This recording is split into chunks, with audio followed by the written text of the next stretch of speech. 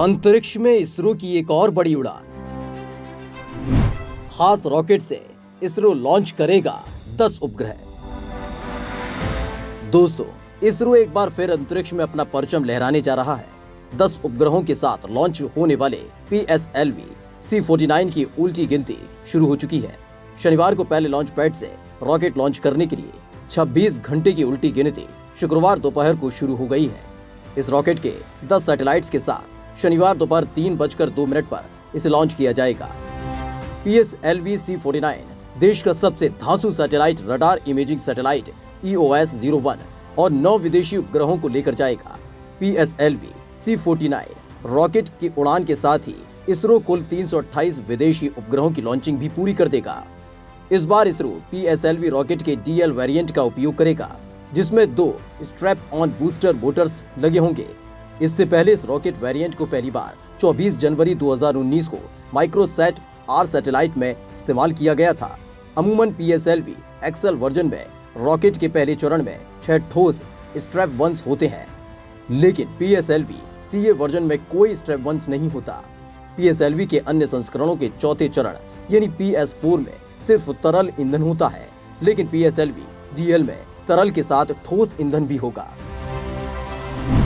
क्या काम करेगा भारत का ये जासूस? लद्दाख में चीन की हर हरकत पर नजर रखने के लिए भारत को धांसू जासूस सैटेलाइट की बहुत जरूरत है।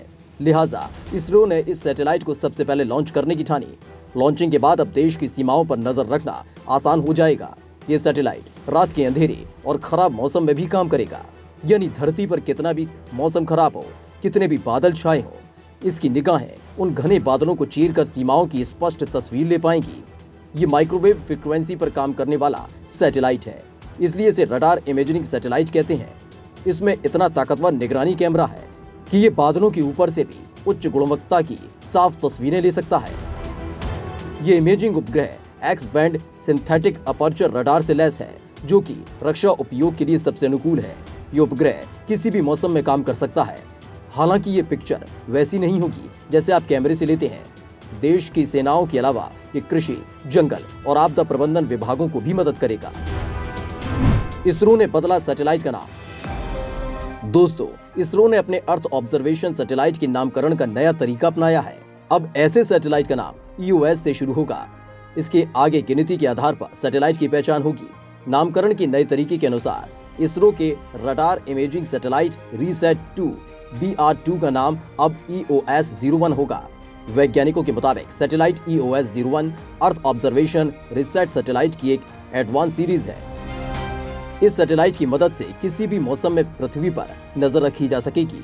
इसरो ने 11 दिसंबर 2019 को RISAT-2 BR-1 को लॉन्च किया था। इस सर्विलांस सैटेलाइट को PSLV C48 की मदद से लॉन्च किया गया था।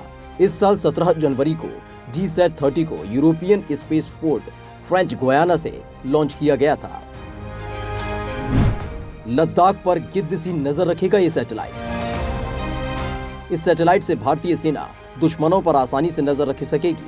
खासकर चीन की ओर से पिछले कई महीनों से जिस तरह से पूर्वी लद्दाख पर तनाव की स्थिति बनी हुई है, उसे देखने के बाद ये सैटेलाइट सीमा पर पैनी नजर रखेगा। इसके साथ ही पाकिस्तान की ओर से जिस तरह से आतंकी घुसपैठ की घटना को अंजाम दिया जाता रहा है, उसे देखते हुए भी ये सैटेलाइट भारतीय सेना की काफी मदद करेगा।